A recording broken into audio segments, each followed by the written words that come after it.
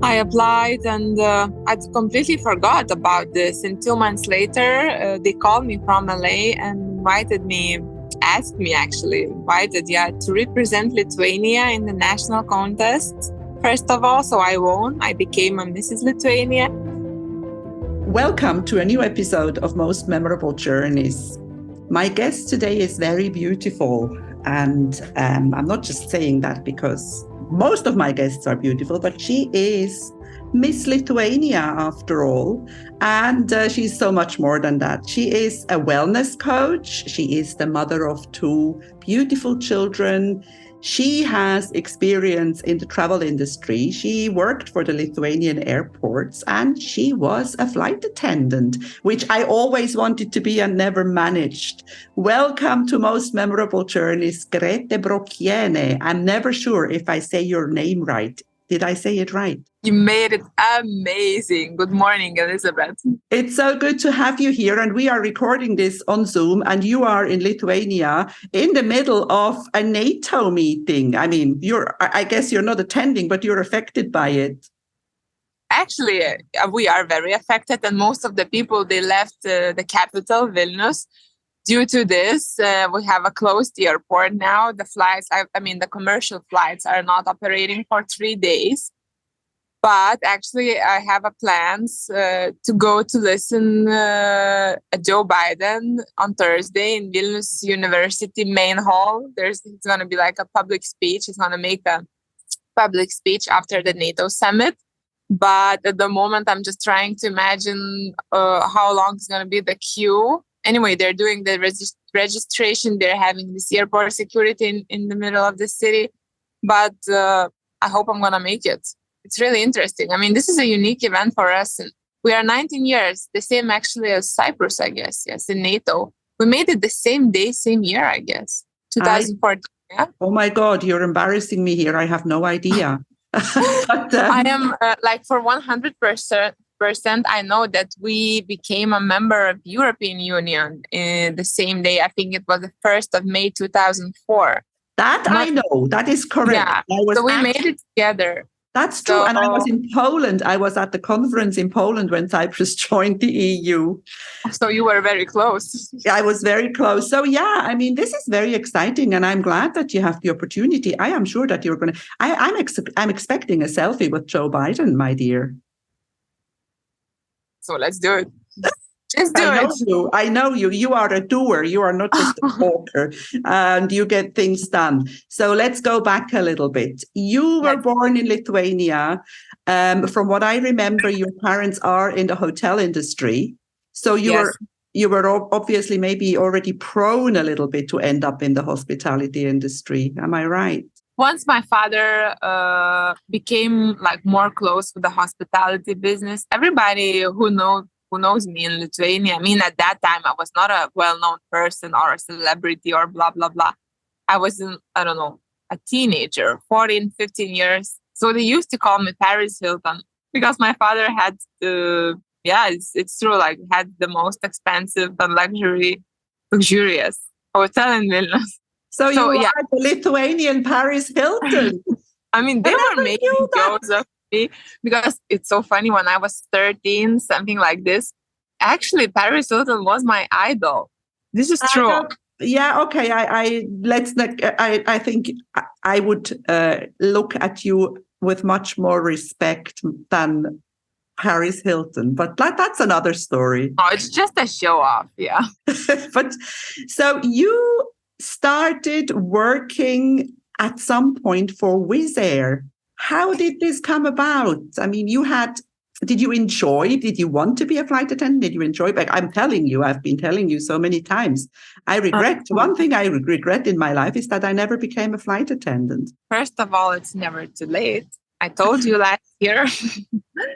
Yes, it's a very beautiful story, I think, and I'm very proud of it because actually I grew up in the airport, in Vilnius airport, because my grandfather, he was a head of cargo department, and my father, he was a head of finance department. So half time I was attending kindergarten, half time I was spending my days with them in the airport. Of course, let's say 27, 26 years ago, the security and the rules were different. So we were more free, like the airport territory and everything. So I just remember the first Lithuanian national airline where my father and grandfather worked for. And I remember these young, beautiful ladies, stewardesses, flight attendants, and actually they were like a nannies for me at that time. And I promised myself when I was a little girl that definitely once I'm gonna do it also. And when I was 20 years old, I was in the first. That was my first year in university. I was having my first bachelor, a law studies, and I decided that I still need a job. So I made it. Like I passed the recruitment. Yeah, recruitment. Yeah. I applied and I passed it. It was a second aircraft for Vilnius base from Wizz Air. It's a Hungarian low-cost airlines, but it wasn't a low-cost Lithuania. It was different because the staff, the crew were really educated and trained for the best service, because it doesn't matter where you work for. It's like my own experience. If I work in Wizz Air or after all I worked for Maserati, doesn't matter who is your client. So just go that extra mile. So I was flying for almost 2 years and I made it. I mean, I made my childhood dream came true. I didn't. And yeah, you say it's never too late, but it's a tiring job. I think that's one thing that you can confirm, standing and walking and being in a high altitude.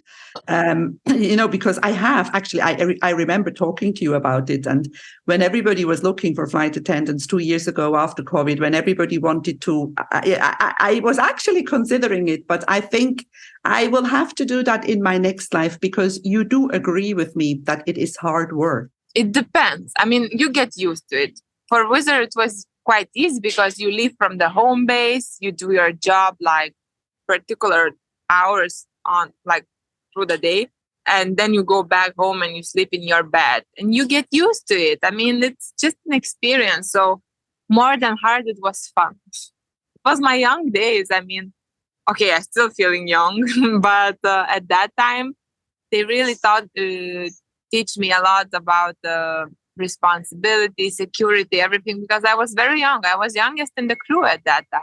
Yes, and I'm sure you did a beautiful, because I mean, just looking at you, I remember when I met you the first time. I remember when you came to the first Global Woman Club meeting and you came with your kids. And I thought, wow, what a beautiful woman. I mean, people must have been looking at you on that plane and, they must have been wondering, who is this? And after all, it was Paris Hilton. Yeah, that's so funny.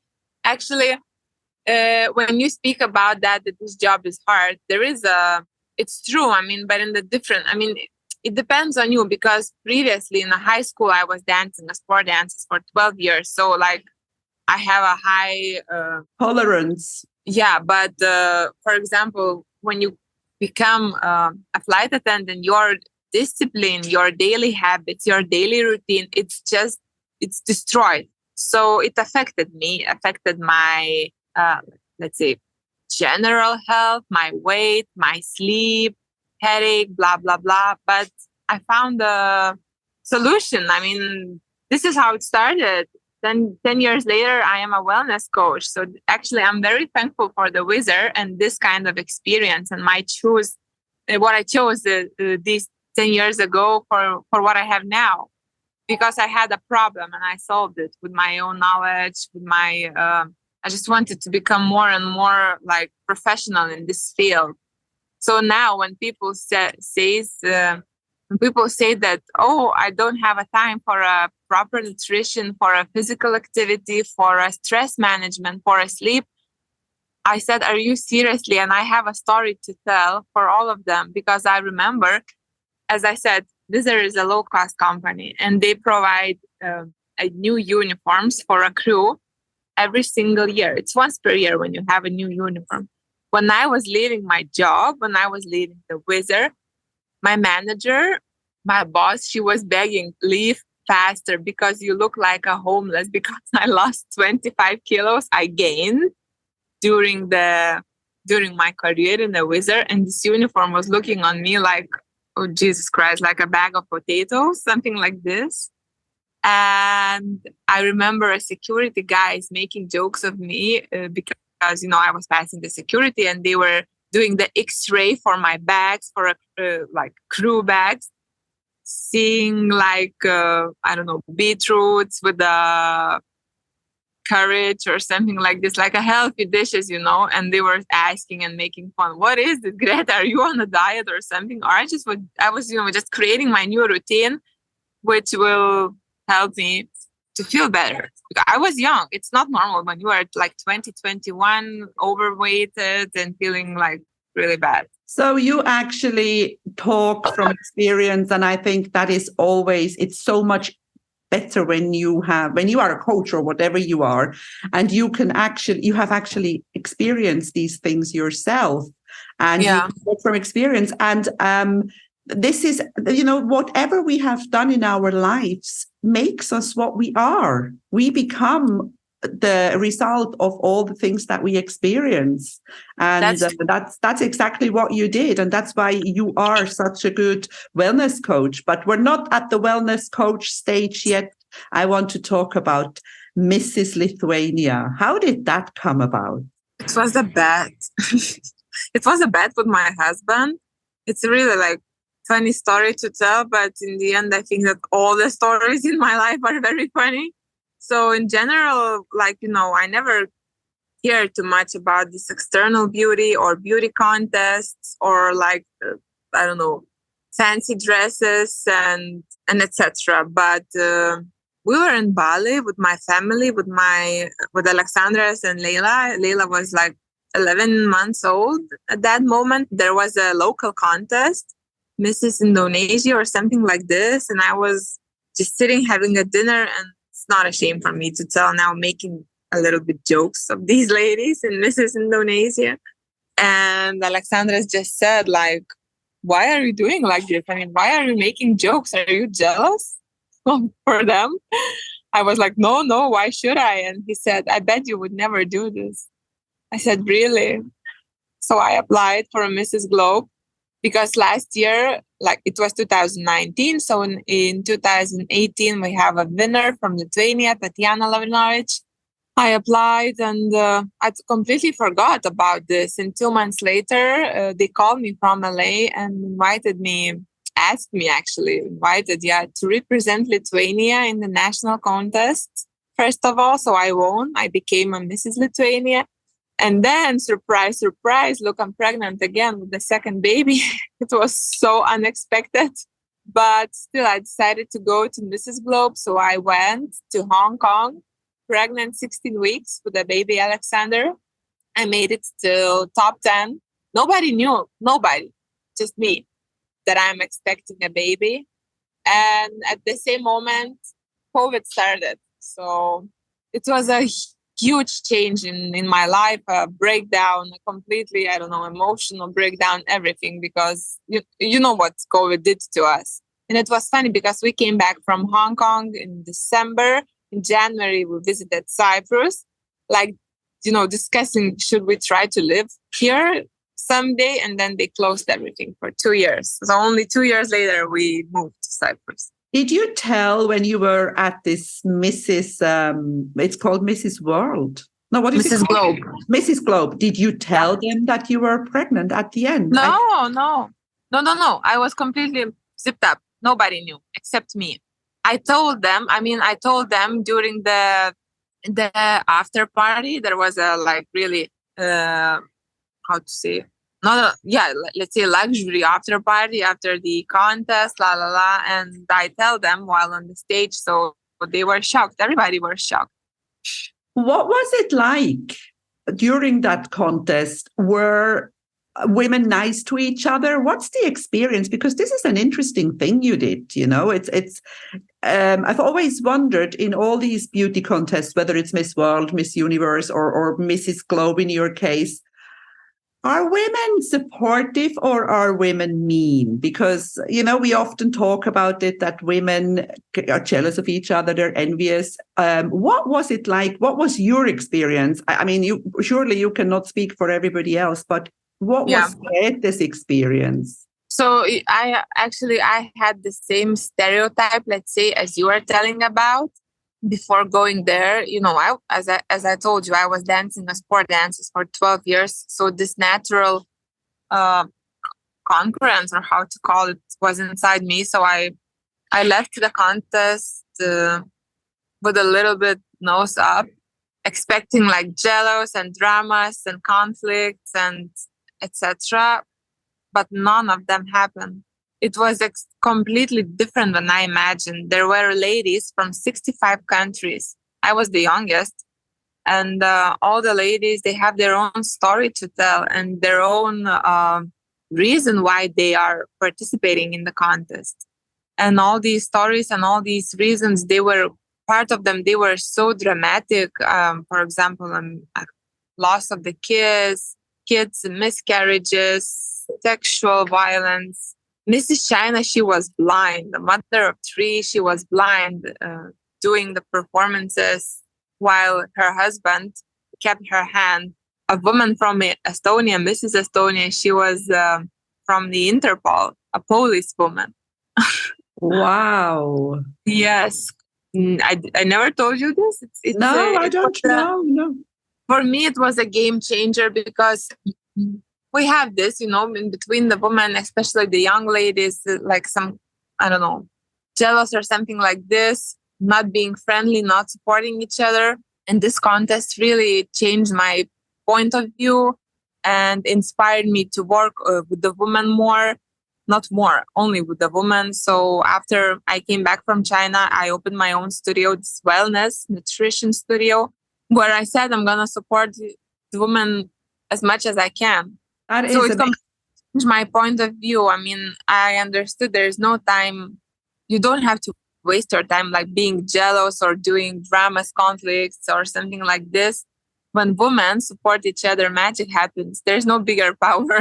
That is amazing. And that's what I was hoping to hear. And I was hoping you would say, but I think that it has a lot to do also. And I want to give a little shout out here to Tracy Campbell, because I think the leadership of these events is very important. The way things are presented. I think it comes from the top. I hope so. It comes from the top, but definitely she created it. She made it. She let every single woman feel their best in this contest. Sorry. I remember her words during it wasn't a final speech maybe in Hong Kong. It was a personality event where all of us, we had to introduce ourselves, and her speech was so inspiring. I was crying. Of course, all the hormones worked for me also because I was sitting pregnant. But it was really very inspiring. And actually, that was the first time I heard such a deep and emotional speech. And she said to all of us, I know, ladies, that now all of you are in the best shape, in the best mood, in the best looking ever, tralala, something like this. But we are all equal and we are all a queen. We're all having our own crowns. She was trying to create a leadership, yeah, for each of us to feel a community, a sisterhood. So she's successful here, I think. I think so too. I did a podcast episode with her. I can't right now remember which number it is, but I will put it in the show notes if somebody who is listening to us wants to listen to that one as well, because that was a good one. So, she has a story to tell, yeah. So my dear Grete, let's talk about food and nutrition and wellness and how do we begin? Because you have studied all this, you have lived all this, you have experience. And let's say I am a flight attendant like you were, who is feeling unwell, who has not been eating well, who doesn't get enough sleep. Where do you start with these women? What do you do first because you're in good shape, you're in a good state, and then somebody comes to you and maybe reminds you of yourself, I don't know, 10 years ago. How do you start this process? Your nutrition really starts not on your plate, but it starts in your brain. So that's why also I graduated like in this ICF International Coaching Federation, and the emotional state of mind is the most important. So I always ask the woman, how do you feel? How are you today? What is food for you? What do you feel when you eat? Can you tell me what is the main function of food in your lifestyle? Is it a pleasure or is it just for you to stay alive? So I always start with the open questions. I let women find the dialogue with herself. The value is way more bigger than a nutrition plan. Of course, I do this also, but this is a later step, But when I remember myself at that time, really, Elizabeth, I was a dancer. I was looking amazing while being a teenager and later on. And now, what I wanted to say. Yeah, I was looking amazing. And when you see your body's changing, you're feeling not that good. You don't have enough of energy, but you don't understand what's wrong with you. You start to blame your job. You start to blame everyone around. You try all the possible diets, plans, or experiments with yourselves, and you just waste 2 years for this. In the end, you find the basics. You find the proper nutrition. You find the breakfast. You find the lunch. You find plenty of water. You skip the McDonald's and fast food. And this is it. So I speak a lot about the mother nature and its impact.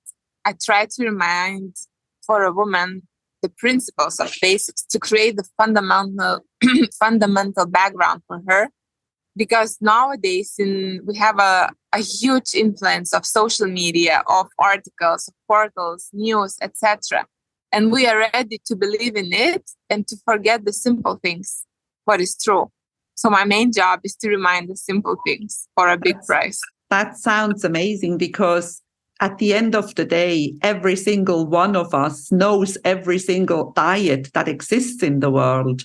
And we should, at the end of the day, we should know what to do, but we're not doing it. And I think this is why one needs a coach, because we need somebody for a while who holds our hand a little bit and takes us to where we need to go to start again, to start fresh, as you say, to become more natural, because it's often also frustration when you've been trying every single diet and you realize that it's not working. It's just instead of losing weight, every time you finish a diet, you put on more. So diets don't work. It's about lifestyle, right? Completely, it's about lifestyle.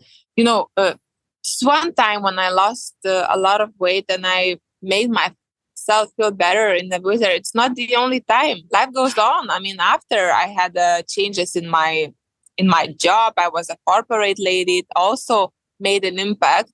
Later, one pregnancy, then another pregnancy, which was crucial for me. I mean, the second one was extremely emotional, hard, and all these emotional eatings because of the COVID, because nobody knows what's going to happen, how we're going to. I mean, I had to give a birth for a son. Everything is, in the end, it's all about your emotions. And when the woman understands that she's a friend with her emotion, doesn't matter is it bad or good, tiring, I don't know,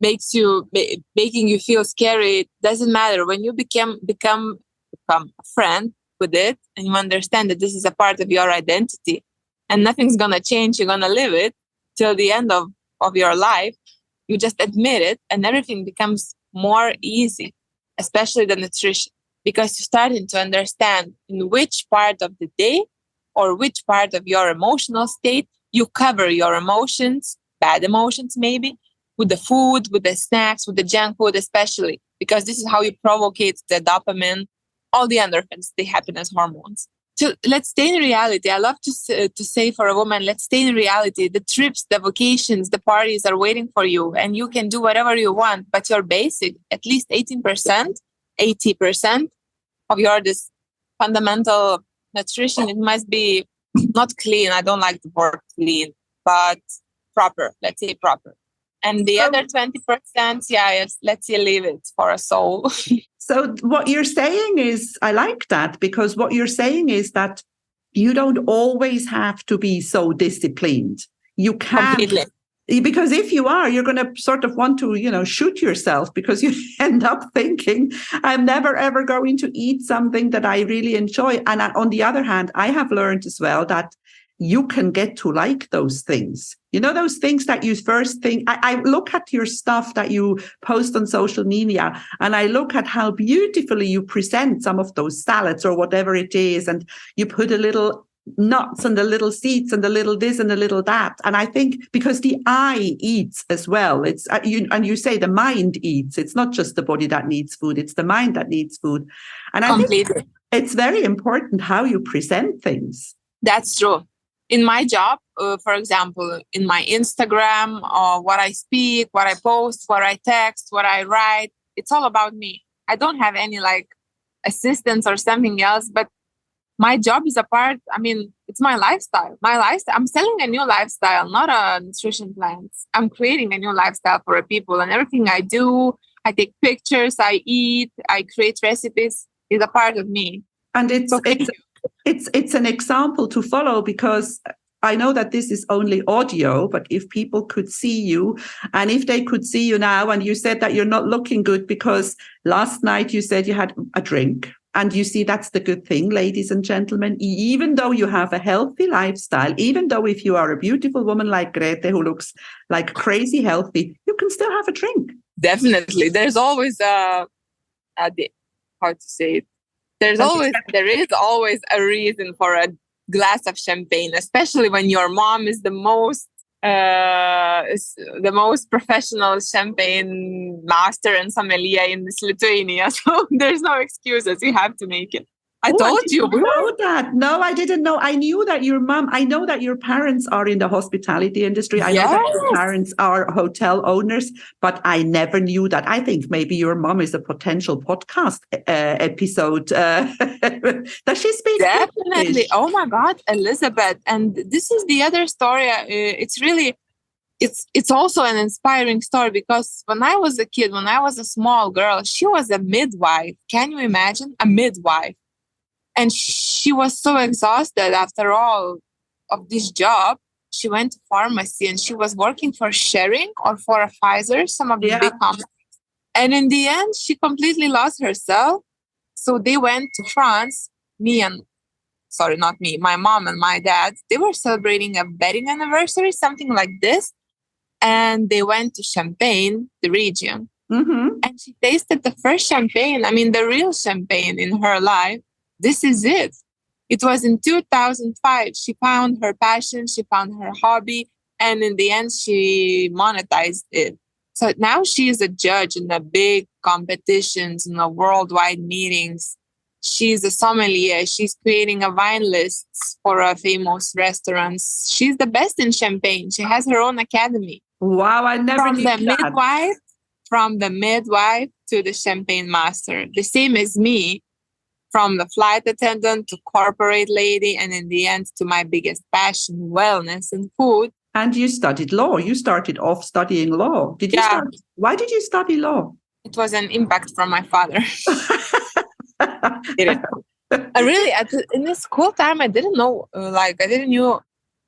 what to do later. I had no idea where to go to university, what to study. Really, all my classmates or my friends, they were so sure. They were preparing themselves for government exams. Yeah, something like this. They were sure what they want to do, what they want to become. And I was completely lost. I had it in my mind, the nutrition or even the medicine, but there was a very strict word from the side. No, you go and do the law. So it's also a funny story to tell. I was doing my exams, the government exams in 2010. And this year I decided to go for a second bachelor for a nutrition. And I had to pass a government biology exam. So I made it 2 weeks ago together with the school kids. It was so funny. Congratulations! Yeah, it's kind of like an A-level thing to be able to start the studies. You can. In Lithuania, no. You can do the exam. You can repeat the exams every single year. Okay. Fine. Just you have to be graduated in the mid school. Yeah. Yeah, no, Yeah. But you know what you said again now, this was so inspirational. I don't think you realize what you said. And this is, I am a huge defender of this. You have to start off somewhere. You're a young person. Your parents want you to study. You have no idea what you want to do. You do it. You go and do. You finish something. And I feel like even if you don't like that first 3-year degree, just finish the bloody thing because it's good to have. Don't give up. Do it, and then start, because that's when you get older, you get more mature, and that's when you understand and you realize what you like, what do I want, and then have the courage to do it. No, I mean, in the end, I'm very thankful for my dad, like for all the things he told me, like you go and dance, because that was his influence, to go and dance, sport dances for 12 years, to go and study law, or even he found actually he made me work before the Wizz Air. I was doing I was a trainee, in Radisson Blue hotels. Yeah. My summer when I was a teenager, so I was assisting a housekeeping department, the kitchen. That was he. Go and go and work. Go and see the first money, despite the fact that they are rich people. It was never nothing like on the plate, Yeah, I think so this was crucial. It's very important. Of course. But I think it's also very, very important to actually then have the courage to follow your heart. And I think when I see what you do and I see you, I know that you are doing exactly what you want to do. In Lithuania, we have a good situation for a motherhood, because this maternity leave is for 3 years. So when Leila was born, she was 1 month old when I decided that I want to start something with the nutrition and wellness, because I had a lot of knowledge, but like where to use it, So I started to study. It was an online studies, to consult friends at the beginning, just try and try and try. And after all, when I became a Mrs. Lithuania, I just used this title and used the label to be more famous. Oh, absolutely. Nothing happens by chance. No, of course not. But you see, opportunities appear, but many people don't see them. You that's why you use them. They don't appear. We create them. Some of them appear and we ignore them, though. We have to take sometimes something is offered to you and you think about it too long instead of just saying, yes, I'm going to do it. And then you figure out how you do it. Yeah, it's also, it's all the same about the life balance. You don't find it, you create it. Absolutely. This was so much fun. We're coming to the end already, Grete. I really, really love talking to you, and I have learned so many new things about you, even though I've known you for 3 years. Any last words, any last advice, anything else you want to tell to the people who are listening to our podcast episode? Yes, I'd like to wish for everyone to follow their intuition and this gut feeling inside, but at the same time, just stay in critical thinking, in critical mindset. Then magic happens. But believe in yourself. You are the only person you're going to spend all the rest of your life. So you don't have anyone else to trust with. Wow. Beautiful. Thank you so much for being on Most Memorable Journeys today. Grete Brokiene. Ta-da! If you enjoy my podcast, please like, share, and subscribe to my channel. You will find all the information in the show notes.